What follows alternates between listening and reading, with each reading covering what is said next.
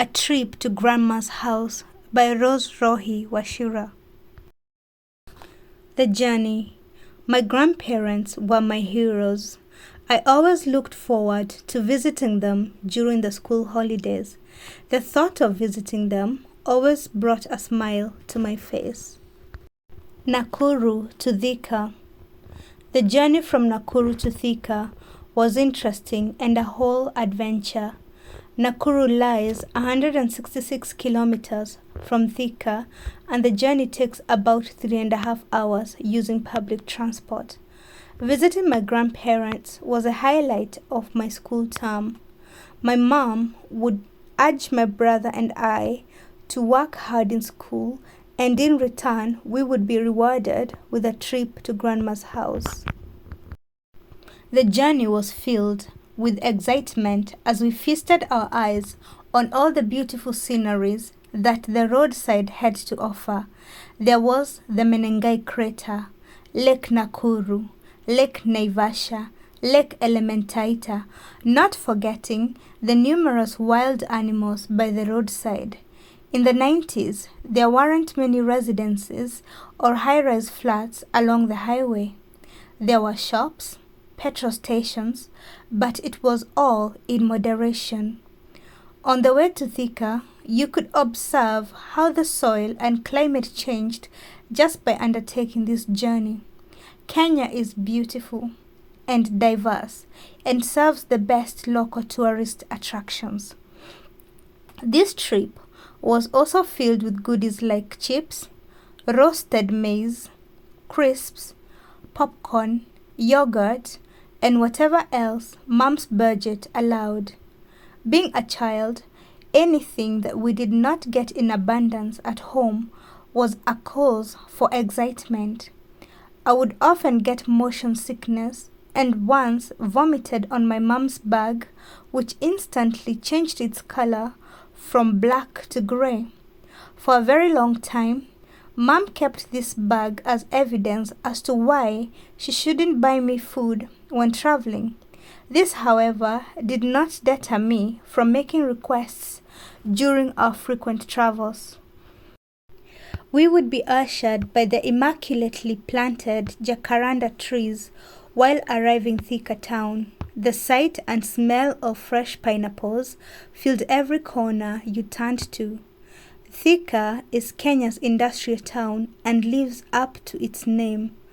We would rush to get a space in the next matatu as there were few serving our route. Thika to Ngorongo. The journey from Thika to Ngorongo village was not pleasant compared to the trip from Nakuru. The matatu, also known as Face Me, would always be jam-packed to its full capacity.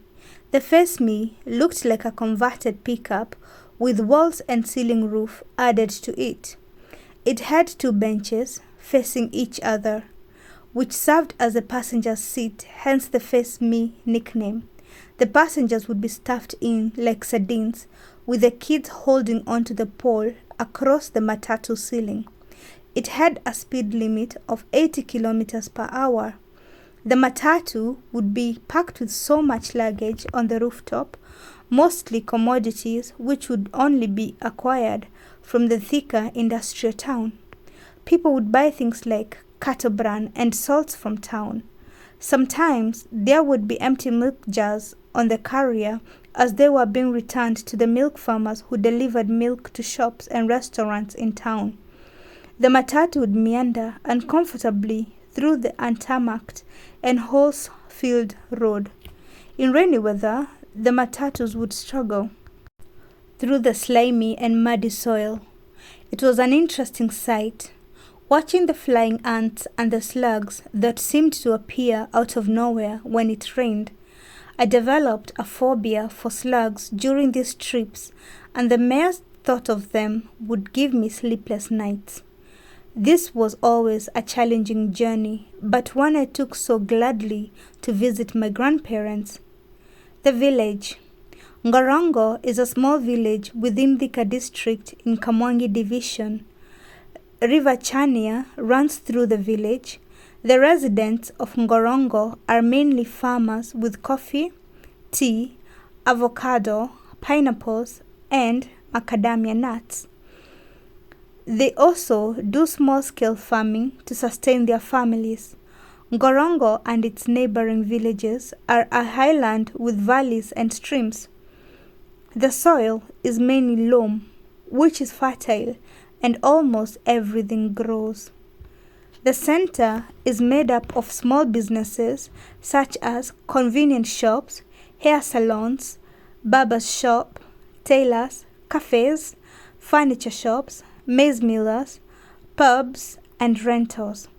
On our way there was always people walking around the center, minding their business, or just sitting around reading newspapers or drinking something from metallic cups. Everybody knew each other, and while arriving at the center, we would always be welcomed by familiar faces. Grandma's house. My grandparents' house was about 5 minutes from the center. My grandparents farmed coffee, maize, potatoes, avocados, bananas, sugarcane, and kale. They only bought the bare minimum from the shops like salt and cooking oil. They also had a cow named Kameri for their milk. They lived a healthy lifestyle and were rarely unwell. My grandparents lived in a 2-bedroomed wooden house, and the spare room was my mom's childhood bedroom. Mom knew how we enjoyed staying at Grandma's house, so she would leave us there for the school holidays. My grandmother's yard was a playground for all the grandchildren, as most of them lived close by. Grandfather rarely left the house due to his condition. He had been blind since my mom was a little girl. He so graciously lived with his condition. He had a sharp mind, great memory, hearing skills, and touching skills. Grandpa knew coins and notes just by feeling them with his hands. You could never shortchange him of money. He knew his way around and never needed anyone to hold his hand to maneuver around. Grandpa had lived, worked, and fought during the colonial times. He had so many stories to tell us from that time. We spent most afternoons listening to his stories. Grandpa entertained himself by listening to the radio. He also had frequent visitors who would chat to him. He was never bored. Grandpa had a cane made of rubber that would be used on us grandchildren when we misbehaved. The boys received the beating from Grandpa, but the girls were left to Grandma. Grandma gave us the odd pinch on the inner thigh for not sitting cross-legged and a scolding when we were wrong. My brother, myself, and cousins played all day long, and I dread to think of what we really looked like at the end of the day.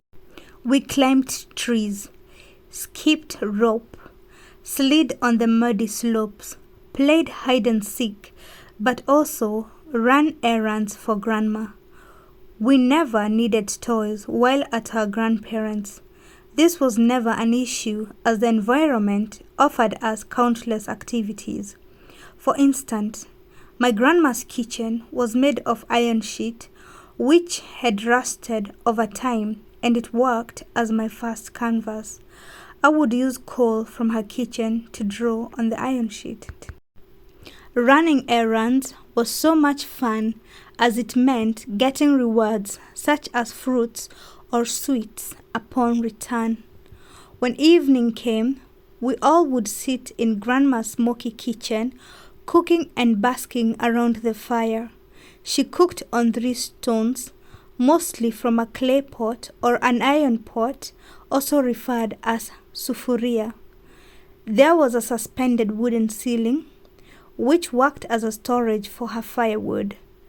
The kitchen would be dimly lit with a kanyitera lamp, as there was no electricity connection. A kanyitera lamp was made of a recycled blue band tin and a piece of Bunsen burner. It used paraffin for fuel. Grandma would take this time to tell us fairy tales and teach us songs. There was nowhere else I would rather be at that moment. She seemed to have all the time in the world. Most evenings, her younger brother would come join us for dinner, too. My grandmother had lost her parents at a young age, and being the older sibling, spent a good chunk of her childhood raising her younger siblings. They all viewed her as a mother figure in their lives and loved her dearly. Grandmother worked as a sole carer to my grandfather. She also worked very hard in her farm, took care of her family all by herself, except for a special day in the week when she would look after her neighbors, relatives, and the poorly in the community. Our trip, grandmother belonged to a special women's group called the Women's Guild. It is a religious group that is part of the Presbyterian Church of East Africa. These women take vows to look after the sick, to look after their own household, to be hospitable, to attend the church service, to maintain, beautify, and clean the church. They also meet weekly and monthly for prayers and fellowship. Grandma lived by these rules. She set a day in the week where she would visit the sick, elderly, and the needy. She made sure that all the housework was completed and that Grandpa had enough food to last him until she was back. For me, this was our special day. It meant walking for miles with my grandmother. The day would start around 8 a.m. in the morning. Grandmother would fill her bag with goodies from her farm, such as sweet potatoes and maize. Then it was time to hit the road. Being a native of her village, she knew everybody and everyone knew her. Grandma would tell me that we were visiting a particular person at the beginning of the journey. I believed we would go there directly and then come back to our house. This was not the case. Grandmother somehow knew who was in need or unwell despite having no mobile phone. We would visit the first house and bring in the goodies from her farm. Grandmother had a lot of patience and made sure that she spent the time with the person she visited and listened to them. She never seemed to be in a hurry, despite having so much responsibility at home. We would then walk the dusty road in the scorching hot sun to the next house while chatting away. Most home setups were similar. There would be more than one house in the compound, a kitchen, a latrine, a water storage tank. Then there would be a long slope of land with food and napier grass planted, as well as a small stream or river at the bottom of the slope. Grandmother always had nice stories, and I loved listening to them. Some of her stories were true, while others were tales from our culture. To me, this was our special time, and I lived for these moments even during my time at school. My feet would hurt, but I dared not complain, as Grandma did not complain either. She was old, but stood straight, and it did not seem realistic to get tired before she did. Grandma enjoyed visiting others. Children were not allowed to interrupt the adults, so I did all the listening. It was great to hear these interesting conversations, which were a blend of old stories and the recent happenings. On leaving the first homestead, Grandmother would receive her basket back, and this time it would be filled with bananas and kale. This was a common gesture in our culture, that a guest comes in with goodies and in return get more goodies filled into the basket upon departure time.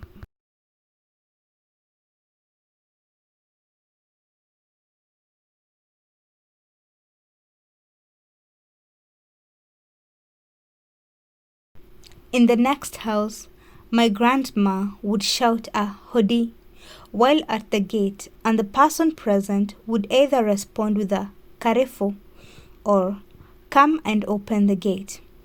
On most days, people would be sat in their houses, cooking, or outside the house, performing other chores. For example, shelling maize, drying coffee beans, or shelling beans. The lady of the house would always pick Grandma's basket from her and take it inside the house. Depending on what the person needed, we would either sit outside and help out with whatever task they were doing while they brewed a cup of tea for us. Grandmother was a prayer warrior and loved praying for the people she would visit. She had a close relationship with God. As usual, they would chat without time constraint, or at least that is how it seemed. Days and time seemed much longer when I was a child. Maybe this was also contributed to the fact that I did more of the listening and less of the talking. Children were encouraged to stay still and be on their best behavior, especially when the adults were present. On leaving this homestead, my grandmother's basket would now be filled with maize and beans, and off we would go to the next homestead. Grandma was social and would stop to talk to people she knew on the road to where we were going. These are the people she grew up with, some who moved into the village through marriage or relations. Gorongo was and still is an ancestral home to many. People not only know their neighbors, but every newbie in the village.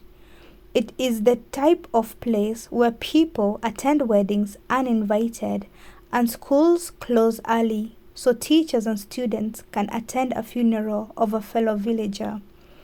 The neighbors' children can visit and spend the whole day at one's home, and no one is worried of their safety. People lived in harmony and love for each other. As a matter of fact, before the health insurance era began, villagers would raise medical funds for one of their own. Grandmother's friend would buy me mandazi and candy when she would introduce me to them. This was a treat that made our next adventure even more fun. In the next house, Grandma would call out for the owner, who at the time would be at the farm or doing other chores. I could tell the villagers loved her and looked forward to her visit, as she was welcomed with joy. Mine was to be quiet, behave, and do as I was told, since I mostly would be the only child in this visit. Grandmother had male and female friends as well as couples. Most of her friends were also her distant relatives. These people would chat away for what seemed like ages. Their conversations were respectful, and swearing was frowned upon. There was not a single day that I heard my grandmother swear. For a very long time, though, I did mistake my grandfather's expression of frustration for swearing. An example of this would be when he said, "My goodness," only to realize that he actually meant "my goodness," a term that he had heard from his former English boss during the colonial times. The visiting, emptying, and refilling of the basket would go on until we actually approached the homestead that was our original destination. By then, it would be late in the afternoon, and we would stay in this homestead until it was time to go back home. We would go back home with a basket full of new goodies and new stories to narrate to grandfather. During those days, Granddad would look forward to a sumptuous meal from produce that had come with the basket. Conclusion. My grandparents taught us selfless love, kindness, compassion, honesty, resilient hard work, and to trust in God. The end. Thank you for listening. That was Storytime with Bobo. This book is available on Amazon. Thank you.